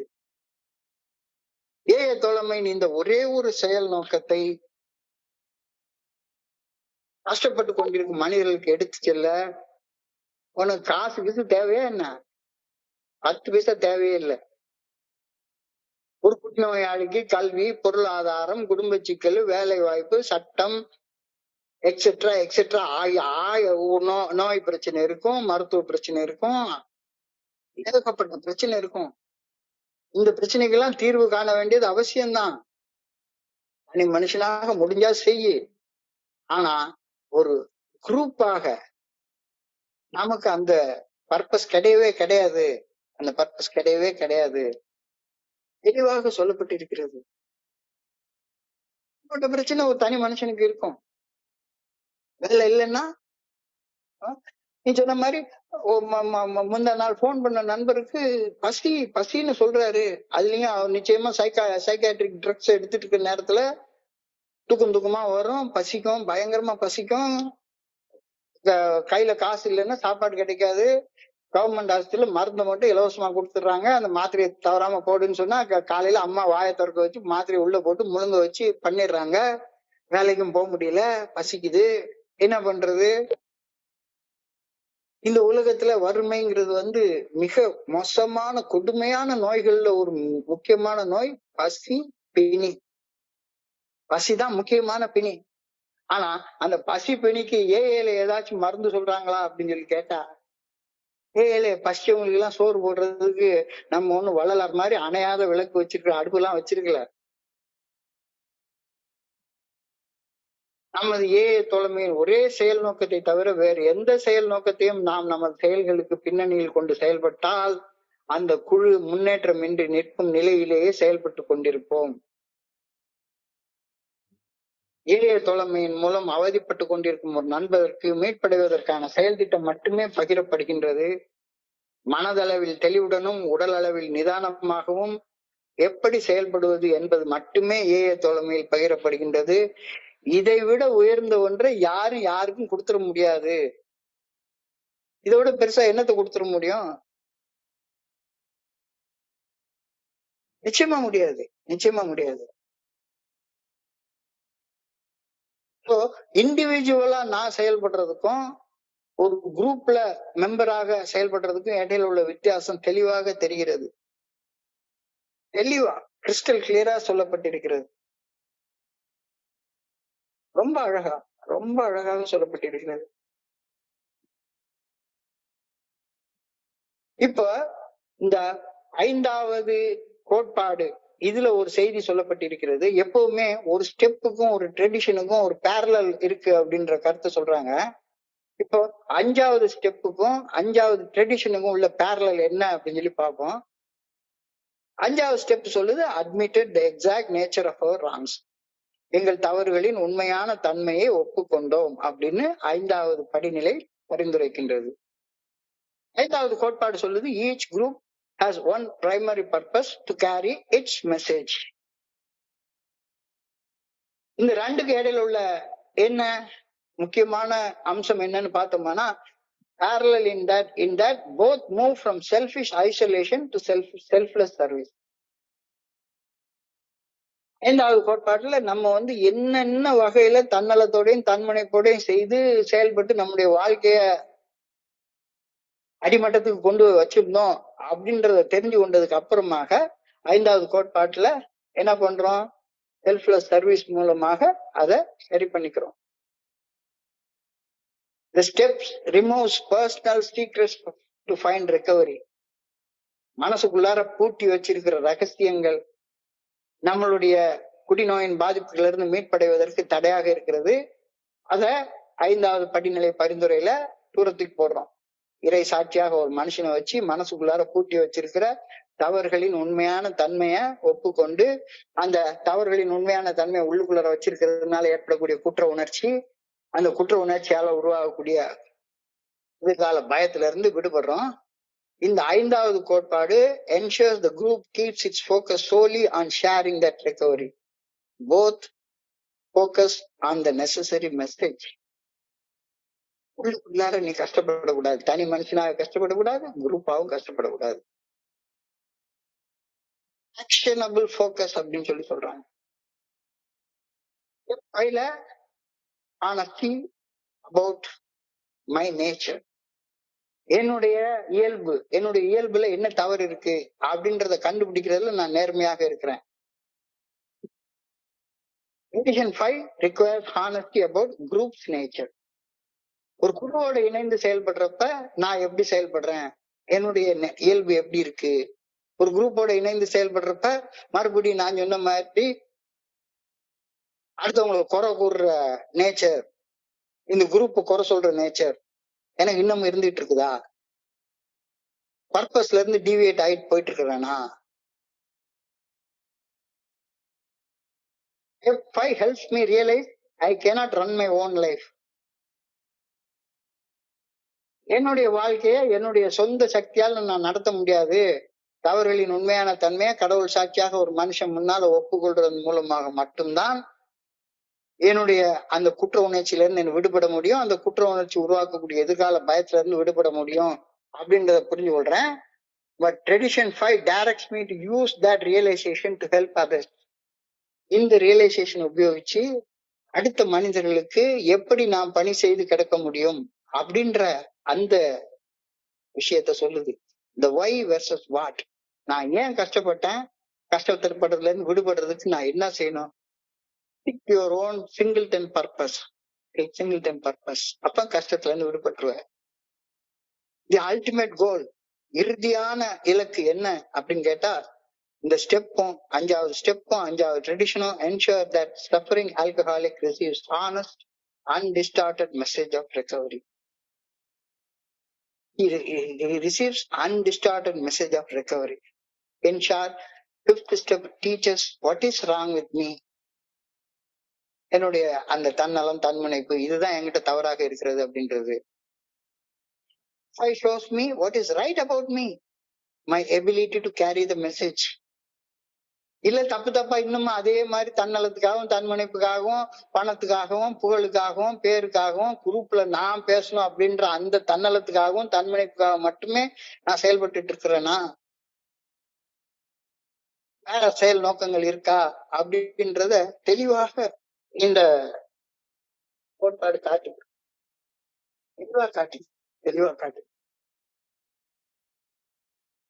வேறு எவரும் அவ்வளவு எளிதில் பணி செய்ய முடியாத குடிநோயாளிகளுக்கு நம்மால மிக எளிமையாகவும் சிறப்பாகவும் பணி செய்ய முடியும் என்று நிரூபித்து காட்டும் ஏஏ தோழமையின் சக மனிதர்கள் எப்படி இருப்பாங்க? ஒரு உயிர்கொல்லி நோய் டெர்மினல் இல்னஸுக்கு மருந்து கண்டுபிடிச்ச டாக்டர் மாதிரி தான் செயல்படணும். அந்த டாக்டர் வேற மெடிசனை பிரிஸ்கிரைப் பண்ண மாட்டவே மாட்டாரு. ஒரு கேன்சர் நோய்க்கோ அல்லது வேற ஏதோ ஒரு நோய்க்கோ COVID-19க்கோ அவர் அந்த டாக்டர் ஒரு மருந்தை கண்டுபிடிச்சாருன்னா அவர் அந்த மருந்தை விட்டு வேற ஒரு மருந்தை பிரிஸ்கிரைப் பண்ணுவாரா? அதே மாதிரி ஏஏ தோழமையில நம்ம வேற எந்த மருந்தையும் இங்க பிரிஸ்கிரைப் பண்றதுக்கு இல்ல. எல்லாருமே ஒன்னா சேர்ந்து ஒரு மருந்து கண்டுபிடிச்சு வச்சிருக்கோம். வச்சிட்டு இருக்கோம். கொண்டிருக்கும் மனிதர்களுக்கு விடிவு உண்டு. எப்படி விடிவு உண்டு? 12 படிகள் அடங்கிய மீட்பின் செயல் திட்டத்தாலதான் விடிவு உண்டு. இந்த செயல் திட்டத்தை எடுத்துட்டு போறதுனால மட்டும்தான் ஒரு தனிப்பட்ட மனிதன் குணமடைய முடியும். இதை சொல்றது மட்டும்தான் குழுவுடைய நோக்கம். இப்போ மேற்சொன்ன மருத்துவர்களை போலவே, அதாவது ஒரு டெர்மினல் இல்னஸ்க்கு மருந்து கண்டுபிடிக்க மருத்துவர்களை போலவே நாமளும் நம்முடைய கடமையை உணர்ந்து தோழமையுடன் கட்டுண்டு செயல்படுபவர்களாக இருக்க வேண்டும். தன்னால் தன்னை தனது சக நண்பனிடம் அடையாளம் காணும் தன்மை வாய்ந்த திறனால் தான் முன்பின் அறிந்திராத ஒரு புதிய நண்பனின் வாழ்வில் மீட்பை கொண்டு வருவது அந்த தனிப்பட்ட நண்பருடைய படிப்பையோ பேச்சாற்றலையோ அல்லது அந்த நண்பரின் வேறு எந்த செயல்வார்ந்த செயல்திறனையோ எந்த வகையிலையும் சார்ந்து இருக்கவே இருக்காது. நீ படிச்சிருக்கலாம், பணம் வச்சிருக்கலாம், என்ன வேணா வச்சிருக்கலாம், வச்சுக்கோ, அதெல்லாம் வேண்டாம் சொல்லவே இல்லை. ஆனா தோழமையில உன்னுடைய செயல்பாடு உன்னுடைய தனிப்பட்ட பேச்சாற்றலையோ நினைவாற்றலையோ அறிவாற்றலையோ பணத்தையோ எதையோ சார்ந்து கிடையவே கிடையாது. நீ முன் பின்ன தெரியாத ஒரு நண்பன் கஷ்டப்பட்டு இருக்க ஒரு குடிநோயுடைய வாழ்க்கையில மீட்பு கொண்டு வரணும்னு நினைச்சேன்னா நீ என்ன செய்யணும்? தோழமை பரிந்துரைக்கக்கூடிய 12 படிகள் அடங்கிய மீட்படையும் செயல் திட்டம் தான் உன்னைய வெளியே கொண்டு வரும் அப்படின்ற செய்தியை அவனுக்கு எடுத்து சொல்லணும். புதிய நண்பர் தனது குடியேற்ற தெளிவுத்தன்மையுடன் வாழ்வதற்கான ஒரு முக்கியமான யுக்தியை கண்டுபிடித்து விட்டார் அப்படின்றத மட்டும்தான் நம்ம உறுதி செய்யணும். அவனுக்கு வேலை வாங்கி கொடுக்கறதோ அது பண்றதோ இது பண்றதோ அதெல்லாம் முடிஞ்சா செய்யுங்க. ஆனா குரூப் உடைய வேலையாக அது கிடையவே கிடையாது. உனக்கு பணம் முடிஞ்சா குட்டு, ஃபர்ஸ்டா சாப்பாடு வாங்கி கொடு, முடிஞ்சா வேலை வாங்கி கொடு. நீ ஒரு லாயராக இருந்தா சட்ட சிக்கல் வந்தா சட்ட சிக்கலை எப்படி தீர்த்து விடுறதுன்னு சொல்லு. ஆனா அது தனி மனுஷனாக செய்ய. தோழமைக்கு ஒரு சட்ட அலுவலகம்னா ஒண்ணு ஆரம்பிக்காத.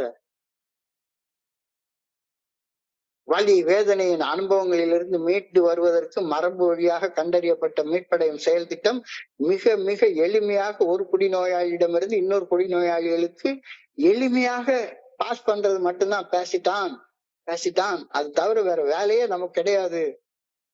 இது இறையருட் பேராற்றலால் நமக்கு வழங்கப்பட்ட மாபெரும் கொடை.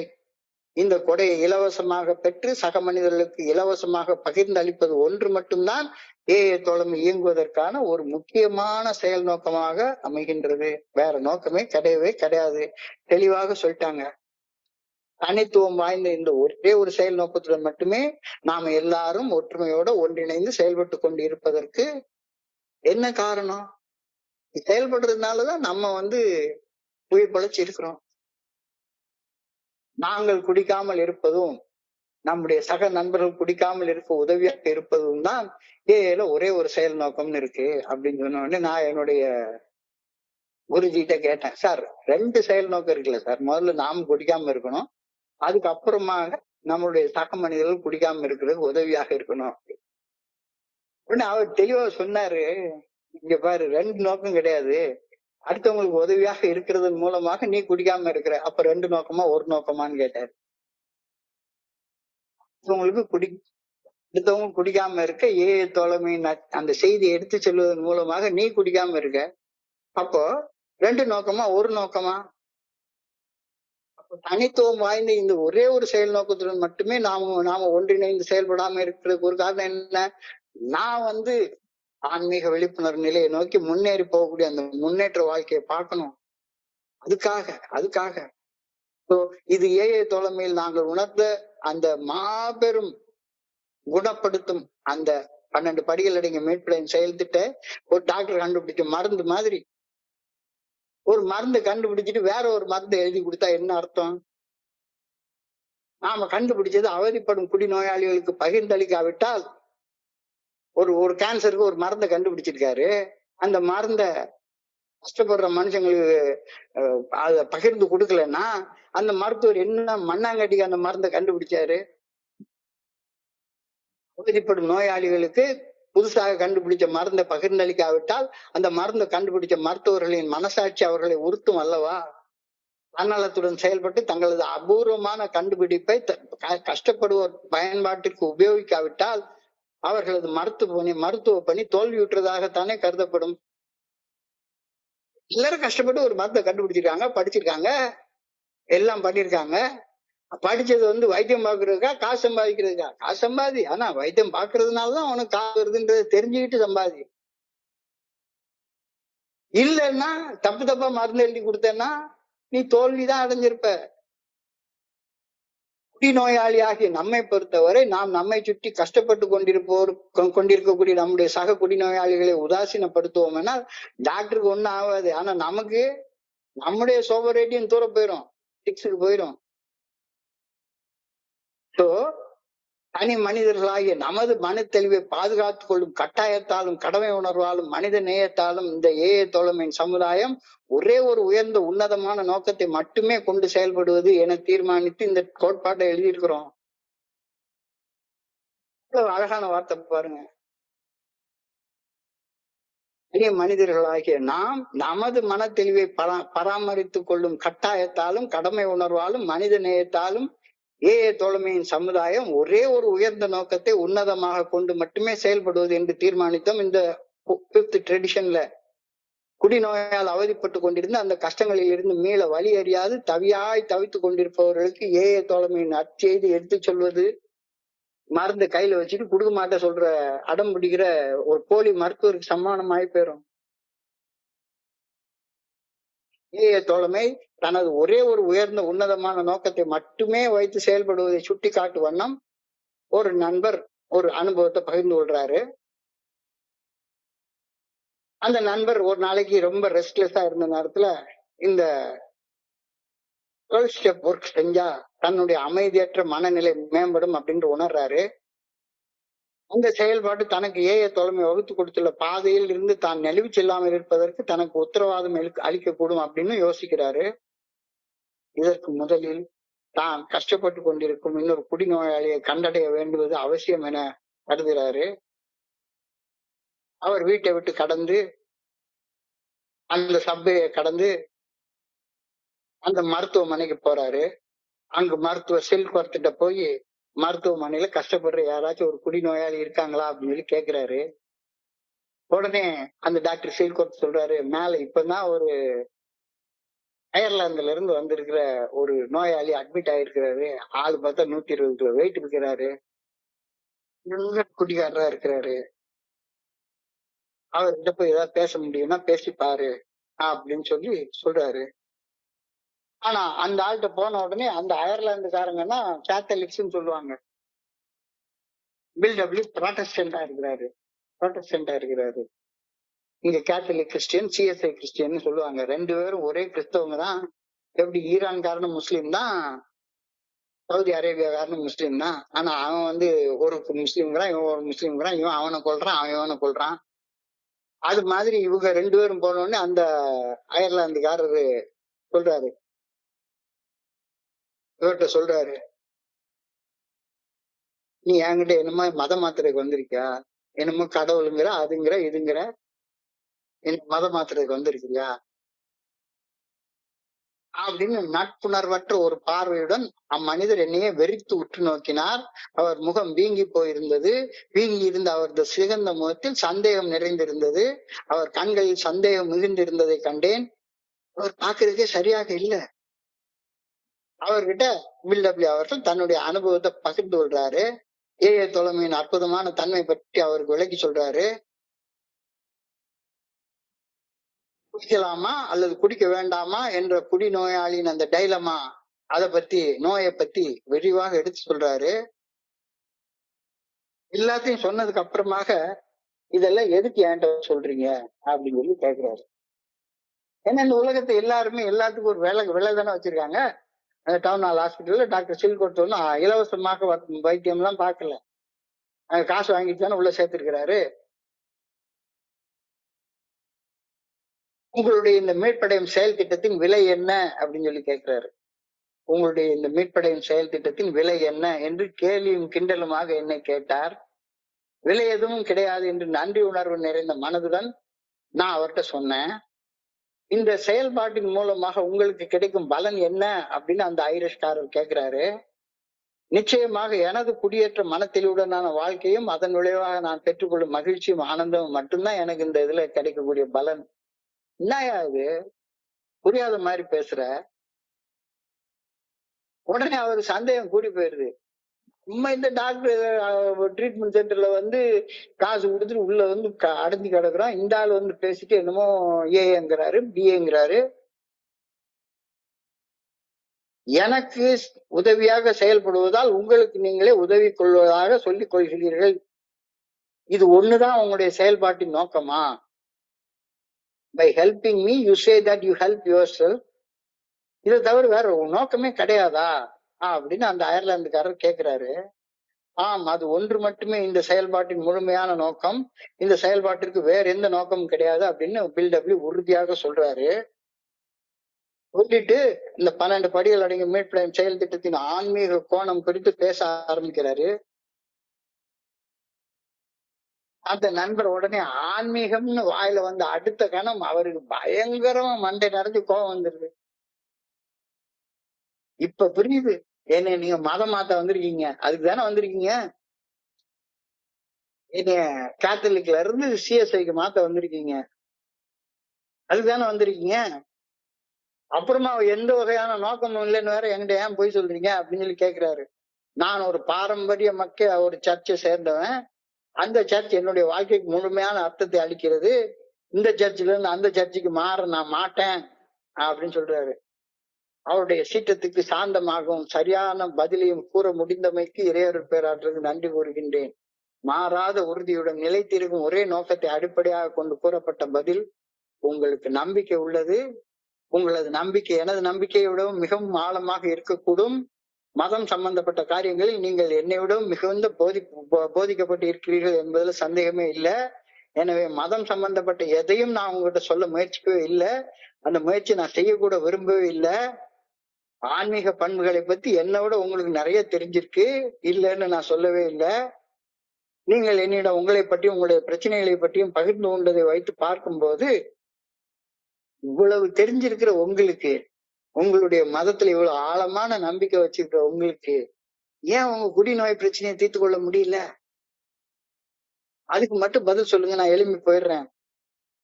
இவ்வளவு நம்பிக்கை இருக்குல்ல, இவ்வளவு இதை சொல்றீங்கல்ல, நான் அதை பண்றேன் இதை பண்றேன் அந்த சடங்கை பண்றேன் இந்த சடங்கை பண்றேன் எல்லாம் சொல்றீங்க. என்னை விட பயங்கரமா திருமலரை பத்தி பேசுறீங்க, திருமந்திரத்தை பத்தி பேசுறீங்க, அதை பத்தி பேசுறீங்க, பைபிளை பத்தி பேசுறீங்க, பகவத்கீதையை பத்தி பேசுறீங்க, இவ்வளவுத்தையும் குடிச்சுக்கிட்டே பேசுறீங்களே. உங்க பிரச்சனையை தீர்த்து கொள்றதுக்கு மட்டும் வழி தெரியலையா உங்களுக்கு? ஆனா உங்க பிரச்சனையை தீர்த்துக்கிறதுக்கான வழி என்கிட்ட இருக்குன்னு சொன்ன உடனே அவர் வந்து அப்பதான் சைலண்ட் ஆகுறாரு. மதம் மாத்த வரல, கொண்டு வர்றதுக்கு ஒரு வழி சொல்றதுக்கு இந்த ஆள் வந்திருக்கிறாரு. சரி, உன்னுடைய செயல் திட்டம் தான் என்னன்னு சொல்லுங்க அப்படின்னு சொல்லி கேட்கிறாரு. உங்களுடைய வாழ்க்கை முழுமையையும் உங்களது அறிவாற்றலை சார்ந்து மட்டுமே நடத்தி கொள்ள முடியும் என்று உங்களை நீங்களே ஏமாற்றிக் கொள்ளும் மனிதராக நீங்க இருக்கிறீங்க தானே. உங்களுடைய குடிநோய் பிரச்சனைக்கு உங்களுடைய அந்த அறிவு சார்ந்த நம்பிக்கை ஒரு பிரயோஜனம் கொடுக்கல. எவ்வளவு சடங்கு பண்றீங்க, எவ்வளவு சம்பிரதாயம் பண்றீங்க, உங்களுக்கு இவ்வளவு கோபம் வருது, மதம் மாற்றுறதுக்காண்டி வந்திருக்கேன்னு சொல்றீங்க, இவ்வளவு கோபம் வருது. உங்கள் வாழ்க்கை முழுமையையும் உங்கள் அறிவாற்றல் சார்ந்த நம்பிக்கையை மட்டுமே வைத்து நடத்தி கொள்ள முடியும் என்று நீங்கள் உங்களை நீங்களே ஏமாற்றிக் கொள்ளக்கூடிய மனுஷனாக இருக்கிறீங்கன்றது புரியலையா அப்படின்னு கேட்கிறாரு. உடனே அந்த ஆள் வந்து அப்படியே ஸ்டன் ஆகி போய் நிக்கிறாரு. ஆமா இல்ல, நான் இந்த இவ்வளவு ஆழமான நம்பிக்கை உள்ள மனுஷனாக இருந்தா எதுக்கு உட்கார்ந்து இந்த ட்ரீட்மெண்ட் சென்டர்ல கூட நீங்க அடைச்சு வச்சிருக்க போறாங்க? அந்த வார்த்தைகள் அவருக்கு மிகவும் திகைப்பூட்டின. அவர் கொஞ்சம் மன அமைதியை அடைந்தவுடன் பணிவு என்ற ஆன்மீக பண்பு ஒன்று மட்டுமே மனதளவில் தெளிவுடனும் உடல் அளவில் நிதானமாகவும் செயல்பட்டு வாழ்வதற்கு தேவைப்படும் மிக முக்கியமான ஒன்று அப்படின்னு பில்டபிள்யூ அவருக்கு எடுத்து சொல்றாரு. நான் அவரை மத மாற்றம் செய்ய வரவில்லை என்பதை அவர் கடைசியாக தெரிந்து கொண்டதுக்கு அப்புறமாக அவர் வழிபடும் மதத்தின் வழியாகவே அவர் இறையர்களை கண்டடைய அவருக்கு தோழன் உதவி செய்யும் அப்படின்ற ஒரு விஷயத்தை புரிஞ்சு கொண்டதுக்கு அப்புறமா இங்க மதத்தை பத்தி எல்லாம் பேச வேண்டாம், கடவுளை பத்தி எல்லாம் பேச வேண்டாம், தியானத்தை பத்தி பேச வேண்டாம், பிரார்த்தனையை பத்தி பேச வேண்டாம், அதான் அந்தந்த மனுஷன் பார்த்துக்கிட்டு. அதனாலதான் அதை பத்தி பிக் புக்ல ஒண்ணுமே எழுதப்படவே இல்லை. நான் புரிந்து கொண்ட இறைவன்ன்ற வார்த்தையை தவிர கடவுளை பத்தி ஒண்ணுமே சொல்லல. கடவுளை பத்தி சொல்லப்படாத ஒன்ன போய் உன் கடவுள் ஏன் கடவுள்னு ஏன் உட்காந்து ஏல பிரசங்கம் பண்ணிட்டு உட்கார்ந்துருக்க? அதெல்லாம் செய்யாத. அழகா பில்டப்ல சொல்ற வார்த்தை, என்னுடைய மதம் எனக்கு சொபரேட்டி கொடுக்கவே இல்லை. ஆனா சொபரேட்டி என்னுடைய மதத்துல ஆழமான புரிதலை எனக்கு கொடுத்தது. நான் குடிச்ச காலத்துல உட்கார்ந்து திருமந்திரத்தையும் திருமூலருடைய திருக்குறளையும் உட்கார்ந்து பார்ல உட்கார்ந்து உளறிட்டு இருந்த ஆளு. அது எனக்கு சொபரேட்டியை கொடுக்கவே இல்லை. ஆனா தோழமையில வந்ததுக்கு அப்புறமாக என்னுடைய தனிப்பட்ட இந்த சொபரேட்டியை எனக்கு கொடுத்ததுக்கு அப்புறமாக இந்த உடல் அளவிலான நிதானம், மனதளவிலான தெளிவு, இது ரெண்டு வந்ததுக்கு அப்புறமாக என் மதத்துல ஒரு ஆழமான புரிதலை நான் புரிந்து கொண்டேன். இந்த மாற்றம் கொண்டு மட்டும்தான் ஒரு மனிதன் குடிநோயின் பாதிப்புகள் இருந்து மீட்படைய உதவியாக இருக்கும் என்றத ஒரு மனுஷன் கண்டுகொள்வான். அதை மட்டும் சொல்லு, அதை மட்டும் சொல்லு, வேற ஒன்னே சொல்லாத. அதுக்கு அப்புறமாக 2 பேரும் ரொம்ப ஜாலியா பேசிட்டு இருந்தாங்க. இப்பொழுது அந்த மூத்த நண்பர் 5வது கோட்பாடு குறித்த கருத்துக்களை தொகுத்து ஒரு முடிவுரை எழுதுகிறார். ஒருவேளை அந்த அயர்லாந்து நாட்டுக்காரரிடம் மதம் சார்ந்த விஷயங்களை பற்றி பேசக்கூடிய கட்டாயம் என்னிடம் எழுந்திருந்தால் என்ன ஆகியிருக்கும்? தோழமை சரிவர இயங்க நிறைய பொருளாதாரம் தேவைப்படும் என்ற ரீதியில் பேசியிருந்தால் என்ன ஆயிருக்கும்? பணம் தேவைப்படும், பொருள் தேவைப்படும், அது தேவைப்படும், இது தேவைப்படும், நிறைய புத்தகம் எழுத வேண்டியிருக்கும், அப்படி ஆக்கும் இப்படி ஆக்கும், எல்லாம் தேவைதான். ஆனா அடிப்படை தேவை என்ன? ஒரு குழுவாக கஷ்டப்பட்டு மனுஷனுக்கு விடிவு உண்டு என்ற அந்த நல்ல செய்தியை எடுத்து சொல்ற ஒரு நோக்கத்தை தவிர வேற ஒரு நோக்கமும் கிடையாது. தோழமை கல்வி, மருத்துவம், வாழ்க்கை சீரமைப்பு ஆகிய துறைகளில் பணியாற்ற நிறைய பணம் சேர்க்கணும், பெரிய பெரிய கட்டடங்களை வாங்கணும் அப்படின்னு நினைச்சிருந்தா என்ன ஆயிருந்திருக்கும்? அவருடைய குடும்ப சிக்கல்களை தீர்க்க உதவுறேன் அப்படின்னு சொல்லியிருந்தா என்ன ஆயிருந்திருக்கும்? எஸ், உன்னுடைய பொருளாதார சிக்கலை தீர்க்கிறதுக்கு உதவி செய்யும் அப்படின்னு பிராமிஸ் பண்ணியிருந்தா என்ன ஆயிருந்திருக்கும்? இவ்வகையான முயற்சிகளை நான் செய்திருந்தால் நாங்கள் எந்த இலக்கை நோக்கி முன்னேறிருப்போம்? ஒரு இடத்தையும் இலக்கை நோக்கி முன்னேறி இருக்க மாட்டோம். இருந்த இடத்துல உட்கார்ந்து கதை பேசிட்டே உட்கார்ந்து இருந்திருப்போம். எப்படி பார்ல உட்கார்ந்து கதை பேசுறோமோ அதே மாதிரி மீட்டிங்ல உட்கார்ந்து கதை பேசிட்டு உட்கார்ந்து இருந்திருப்போம். நிச்சயம் எந்த ஒரு நோக்கமும் இன்றி இருந்த இடத்தில் இருந்து கொண்டு மட்டுமே நாங்கள் பயனற்று செயல்பட்டு கொண்டு இருந்திருப்போம் என்பது உறுதி, சத்தியம், சத்தியம். தெளிவாக, இதை விட தெளிவாக சொல்ல முடியுமா ஏதாச்சும்? இப்போ அந்த 12th ஸ்டெப் பண்ணி முடிச்சுட்டு பில்டப்ளி அவர்கள் கடந்து போயிடுறாரு. பல வருடங்கள் கழித்த பின் அந்த கடுமையான அயர்லாந்து நாட்டுக்காரர் இப்படி கூறினார். என்ன அன்போட ஸ்பான்சர் பண்ண என்னுடைய ஆதரவாளர் என்னிடம் கூறிய ஒரே ஒரு கருத்தை மட்டுமே உறுதியாக பகிர்ந்து கொண்டார். மனதளவில் தெளிவுடனும் உடல் அளவில் நிதானத்துடனும் வாழ்வது எவ்வாறு என்று மட்டுமே அவர் என்னிடம் பகிர்ந்து கொண்டார். வேற எதையுமே என்று சொல்லவே இல்லை. வேற நோக்கமே கிடையாது பகிர்தல்ல. உடல் அளவில் நிதானத்துடனும் மனதளவில் தெளிவுடனும் வாழ்வதற்கு 12 படிகள் அடிக்கும் மீட்படையும் செயல் திட்டம்னு ஒண்ணு இருக்கு. அதை தவிர வேற எதையுமே அவர் என்கிட்ட சொல்லவே இல்லை. அந்த தருணத்துல அந்த மொமெண்ட்ல எனக்கு தேவைப்பட்டது அது மட்டும்தானே. எனக்கு வேற என்ன தேவை? ஒரு குடிநோயாளிக்கு குடிநோயோடைய அடிமட்டத்துல இருக்கிற நேரத்துல அந்த அடிமட்ட நிலையில இருந்து மேல எழும்பி வர்றதுக்கான விஷயம் தானே தேவை. என்கிட்ட சொன்ன மாதிரி ஒருத்தனுக்கு வீடு கட்டி கொடுத்துடலாம், அது கட்டி கொடுத்துடலாம், வேலை வாங்கி கொடுத்துடலாம். ஆனா வேலை வாங்கி கொடுத்ததுக்கு அப்புறமா பணம் கொடுத்துடலாம், பணம் வாங்கி கொடுத்துடலாம், லோன் அரேஞ்ச் பண்ணி கொடுத்துடலாம், மறுபடியும் திரும்ப குடிச்சானா என்ன ஆகும்? கருத்துக்கள் எல்லாமே ரொம்ப அழகாக இந்த கோட்பாட்டின் அடிப்படை தன்மையை நமக்கு தெளிவாக சொல்லுது. தோழமையின் மூலம் அவதிப்பட்டு கொண்டிருக்கும் நண்பருக்கு மீட்படைவதற்கான செயல் திட்டம் மட்டுமே பகிரப்படுகிறது.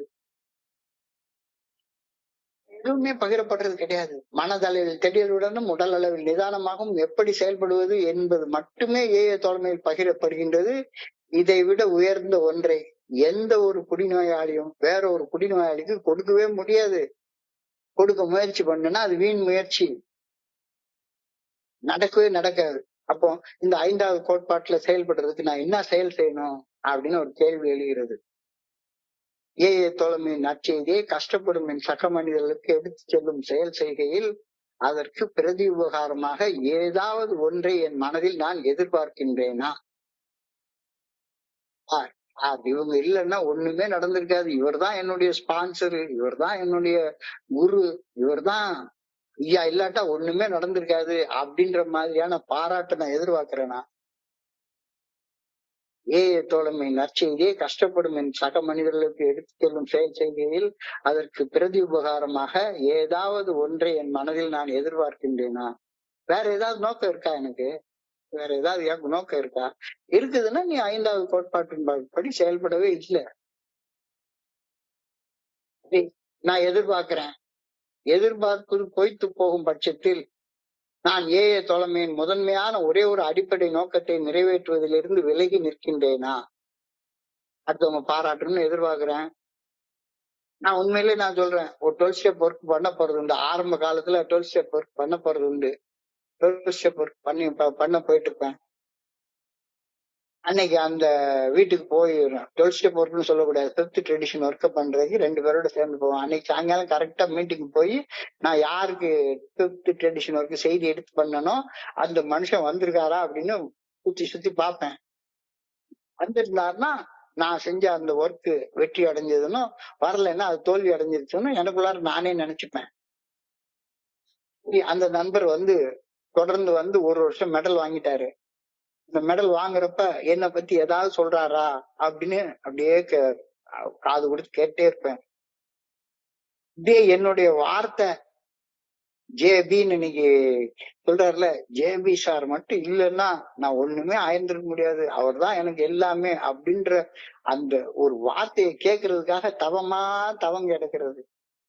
நாசமா போற நாய, எதுக்குடா இதெல்லாம்? இதெல்லாம் செய்ய சொல்லுதா? நீ நீ அப்போ உன்னுடைய செயல்பாட்டுக்கு பிரதிபகாரமாக எதையோ ஒண்ணு எதிர்பார்த்து தானே செஞ்சுட்டே இருக்க. அந்த எதிர்பார்ப்பு தான் உன்னுடைய பிரச்சனைக்கு எல்லாமே காரணம்னு இன்னமும் புரிஞ்சுக்கலையா? இந்த 5வது கோட்பாடு நினைஞ்ச நிலையா? இல்ல எதிர்பார்ப்பு போயிட்டு போற பட்சத்துல என்ன பண்ணுவேன்? இந்த மனுஷன் ஊர்தி உணர்வே இல்லாத ஒரு மனுஷன், அவர் ஸ்லிப் ஆயிடுவாருன்னு எனக்கு அன்னைக்கே தெரியும். இவரெல்லாம் எங்கத்த ஒரு நம்ம இவ்வளவு பெரிய ஒரு வேலையை செஞ்சிருக்கோம், இதுக்கு நமக்கு நம்ம பேரை கூட ஒரு தடவை சொல்லல, பர்த்டே மீட்டிங்ல கூட மென்ஷன் பண்ணல நம்ம பேரை. இந்த கோட்பாடு என்ன சொல்லுது? நோக்கமே மாறி போயிருக்கு, செயல் நோக்கமே மாறி போயிருக்கு. இந்த 5வது கோட்பாட்டுக்காக பில்டபிள்யூ அவர்கள் ஒரு பிரார்த்தனை எழுதியிருக்கிறாரு.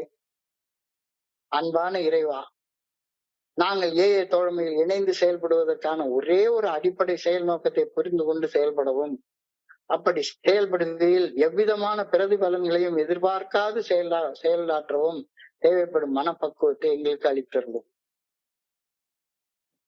சொல்றாரு, நாங்கள் தோழமையில் செயல்படுவதற்கான ஒரே ஒரு அடிப்படை செயல் நோக்கத்தை புரிந்து கொள்ளவும், அந்த அடிப்படை செயல் நோக்கத்திற்காக செயல்படும் போது எந்த வகையான பிரதிபகாரத்தையும் எதிர்நோக்காது செயலாற்றவும் தேவைப்படக்கூடிய அந்த சேர்த்திய அந்த மனப்பக்குவத்தை எங்களுக்கு அளித்தருளும். எதிர்நோக்குவது நிறைவேறாது என்று ஐயப்படுகையில் நான் ஏதாச்சும் ஒண்ணு மனசுக்குள்ளார மனசு எதிர்பார்க்குது, ஒரு பாராட்டை எதிர்பார்க்குது. அது எதிர்பார்க்கலன்னா சரிதான். யாராச்சும் இந்த ஆரம்பத்துல நீல விநாயகம் சொன்னாரு, ஒருத்தர் நம்மள ஏதாச்சும் ஒண்ணு பண்றாரு, அவர் இப்படித்தான் பேசணும் அப்படின்னு எதிர்பார்க்கிறேன். அவர் எதிர்பார்க்கலன்னா உடனே நான் அந்த மீட்டிங் வரமாட்டேன், உன் பேச்சுக்கு அப்படின்னு சொல்லிட்டு சின்ன குழந்தை மாதிரி சண்டை போட்டுட்டு போயிடுறேன்னா, எதிர்நோக்குவது நிறைவேறாது என்று ஐயப்படுகையில் நாங்கள் தொடர்ந்து செயலாற்ற தேவைப்படும் துணிச்சலை எங்களுக்கு அளித்துடுறோம். திரும்ப திரும்ப திரும்ப திரும்ப இல்லாட்டி போனா 29 வருஷத்தை கடந்து 30 வருஷத்துல செஞ்சிட்டு முடியவே முடியாது, கண்டிப்பா முடியாது. ஏன்னா எத்தனை எத்தனை அவமதிப்புகளை கடந்துதான் இந்த இடத்துக்கு நிற்கிறோம். மறுபடியும் இந்த பிரார்த்தனையை படிக்கிற, அன்பான இறைவா, நாங்கள் தோழமையில் இணைந்து செயல்படுவதற்கான ஒரே ஒரு அடிப்படை செயல் நோக்கத்தை புரிந்து கொண்டு செயல்படவும், அப்படி செயல்படுகையில் எவ்விதமான பிரதிபலனையும் எதிர்பார்க்காது செயலாற்றவும் தேவைப்படும் மனப்பக்குவத்தை எங்களுக்கு அளித்தருளும். எதிர்நோக்குவது நிறைவேறாது என்று ஐயப்படுகையில் நாங்கள் தொடர்ந்து செயலாற்ற தேவையான துணிச்சலையும் எங்களுக்கு அளித்தருளும். நன்றி இறைவா. மிக அழகான ஆழமான கோட்பாடு. இந்த கோட்பாடை பத்தி நான் படிக்கிறப்ப என் மனதை கடந்து சென்ற சிந்தனைகளை அவங்க கூட பகிர்ந்து கொள்ள இந்த அற்புதமான வாய்ப்பு வழங்கி இந்த குழுவிற்கு என்னுடைய மிக பணிவான நன்றிகளை தெரிவிச்சு கொள்றேன். இதுவரைக்கும் பொறுமையாக கேட்ட ஒவ்வொரு நண்பருக்கும் என்னுடைய பணிவான நன்றிகள். இந்த இரவு பொழுது நண்பர்களுக்கு இனிமையான இரவாக அமைய இறைவனை பணிவோட வேண்டிக் கொள்கின்றேன். நன்றி நன்றி நன்றி நன்றி நன்றி நன்றி நன்றி. வாழ்க வளமுடன். Thank you so much, thank you so much. What you நீல விநாயகம். Thank you very much.